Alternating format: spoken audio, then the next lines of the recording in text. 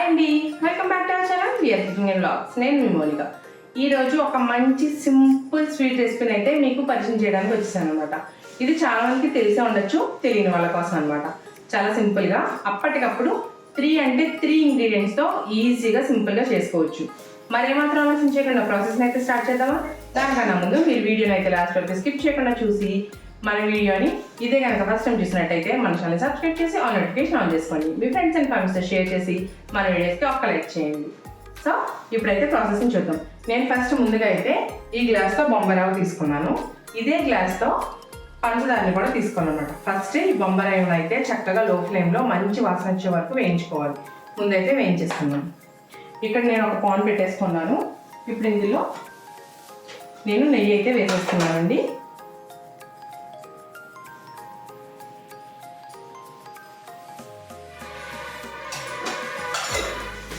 కొద్దిగా నెయ్యి వేసుకోండి. మంటని లో ఫ్లేమ్లో పెట్టేసుకోండి. హై ఫ్లేమ్లో పెట్టినట్టయితే మనకి రవ్వ మాడిపోతుంది అనమాట. సో లో ఫ్లేమ్లోనే పెట్టుకోవాలి. ఇప్పుడు ఈ రవ్వనైతే వేసేసుకోండి.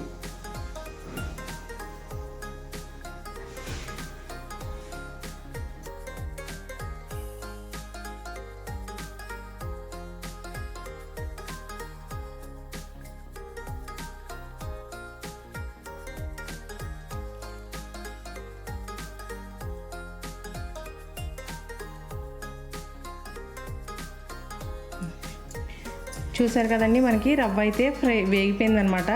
మంచి అరోమా వస్తుంది. సో ఇప్పుడైతే స్టవ్ ఆఫ్ చేసి ఈ రవ్వని పూర్తిగా చల్లారబెట్టేసుకోండి. ఇప్పుడు మనం వేయించుకున్న రవ్వ మనకి చల్లారిపోయిందండి. ఇప్పుడు దీన్ని మిక్సీ జార్లో అయితే వేసేసుకుంటున్నాను.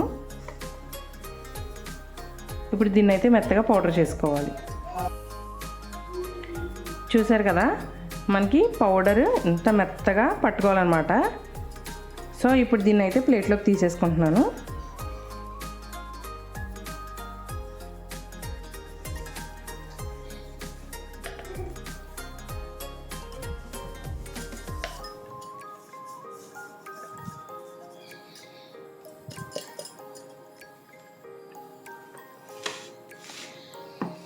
సో ఇప్పుడు ఇదే మిక్సీ జార్లో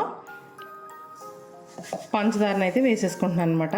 మీకు చెప్పాను కదా, ఒక గ్లాస్ రవ్వకి ఒక గ్లాస్ పంచదార.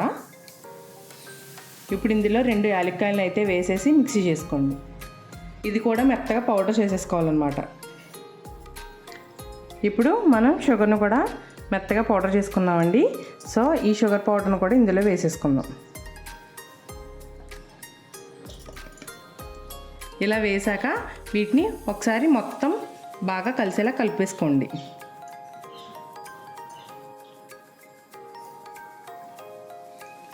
చూసారు కదా, ఇలా మొత్తం మిక్స్ చేసేసుకోవాలన్నమాట. ఇప్పుడు ఇందులో నెయ్యి అయితే మనం వేడి చేసి ఇందులో వేసుకుందాము.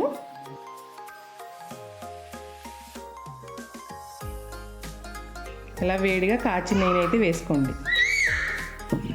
ఇప్పుడు మొత్తం ఒకసారి మనకి సున్నుండలకి ఎలా కలుపుకుంటామండి, అలా కలుపుకోవాలన్నమాట.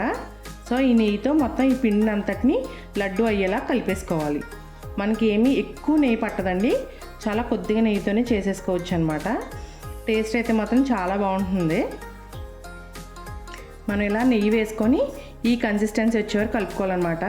మనకి ఇలా లడ్డు చేసుకుంటున్నాం అనుకోండి, చక్క పొడి ఆడకుండా ఇలా మనకి లడ్డు అయితే అయిపోవాలన్నమాట. అందాక మీరైతే కలుపుకోండి. ఇప్పుడైతే నేను వీటిని లడ్డూల కింద చుట్టేసుకుంటాను.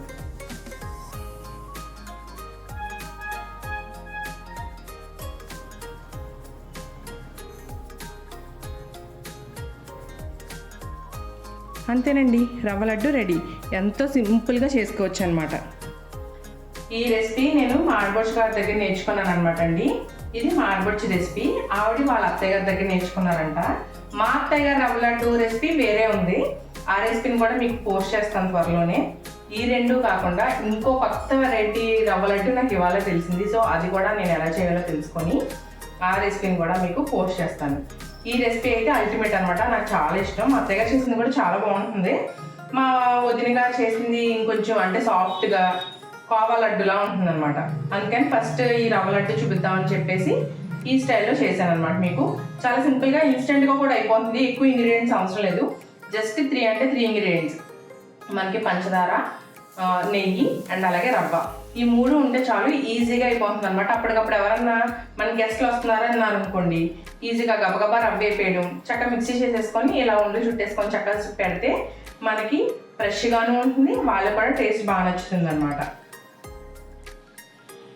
ఇలా నేను ఇప్పుడు మిగిలిన లడ్డూలను కూడా చేసేసుకుంటాను. సో చూసారు కదా, ఈ రెసిపీ నాకైతే చాలా చాలా ఇష్టం అనమాట. ఈ రెసిపీ చాలా క్విక్గా ఈజీగా అయిపోతుంది. సో ఇప్పుడు దీన్ని అయితే నేను టేస్ట్ చేసి నాకు ఎలా కుదిరిందో మీకు కామెంట్ చేస్తాను. నేను చేయడం ఈ రెసిపీ అయితే ఫస్ట్ టైం అనమాట. నేను ఎప్పుడు మౌదం చేసినప్పుడే తిన్నాను. సో నా అంతటి నేను చేసుకుంది అంటే ఇదే ఫస్ట్ టైము. సో నాకు ఎలా కుదిరిందో చెప్తాను అనమాట.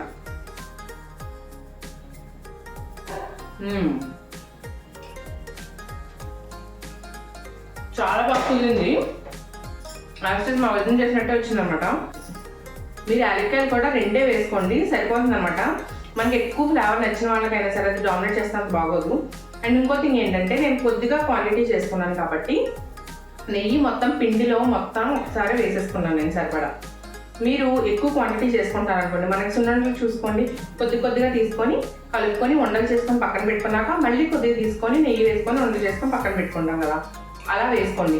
ఎందుకంటే మీరు ఒకసారి కలిపేసుకున్నట్టు ఏమవుతుందంటే, ఒకవేళ నెయ్యి ఎక్కువ పడిపోయింది అనుకోండి, అది బాగా మనకు ఉండవకుండా సాగిపోతుంది అనమాట, పిండిలాగా అయిపోతుంది. అదే మీకు తక్కువ అయింది అనుకోండి, మీరు కలిపేసి ఉంచుకున్నట్టయితే అది మనకి బొంబాయి రవ్వ వెట్నెస్ని పీల్చుకునే గుణం ఉంటుంది. సో ఒకసారి వేసేసుకొని కలిపేసుకొని పక్కన పెట్టుకుంటే ఆ నెయ్యినంతటిని కూడా అది పీల్చేసుకొని ఏమవుతుందంటే మీకు డ్రై అయిపోతుంది అనమాట. మళ్ళీ కలిపేటప్పటికి మీరు మళ్ళీ నెయ్యి యాడ్ చేసుకోవాల్సి వస్తుంది. అందుకని చెప్పేసి మీరు అలా చేయకుండా ఎప్పటికప్పుడు ఎక్కువ క్వాంటిటీ చేసుకున్నట్టయితే ఎప్పటికప్పుడు కొద్దిగా కలుపుకుంటూ చేసుకొని పెట్టుకోండి. ఒకవేళ మీరు ఇది రెగ్యులర్గా చేసుకోవచ్చు తినచ్చు అనుకున్న వాళ్ళు అయితే కనుక ఇలా మనకి బొంబాయి రవ్వ పంచదార ఇవన్నీ పొడి చేసి పక్కన పెట్టేసుకోండి. మీరు ఎవరన్నా వచ్చినప్పుడు కానీ మీకు ఏదైనా తినాలనిపించినప్పుడు కానీ ఇన్స్టెంట్గా నెయ్యి వేసేసుకొని కలిపేసుకొని తినేసినట్టయితే ఇన్స్టెంట్గా కూడా అయిపోతుంది, వితిన్ 5 minutesలో అనమాట. అలా కూడా చేసుకోవచ్చు. దీన్ని ప్రీమిక్స్ కూడా చేసి పెట్టుకోవచ్చు అనమాట. మిక్సీ చేసేసి ఆ పౌడర్ అంతా కూడా స్టోర్ చేసుకోండి. 8 కంటైనర్లో స్టోర్ చేసుకున్నట్టయితే మీకు నిల్వ ఉంటుంది అనమాట. సో నాకైతే చాలా బాగా కుదిరింది, చాలా బాగుంది.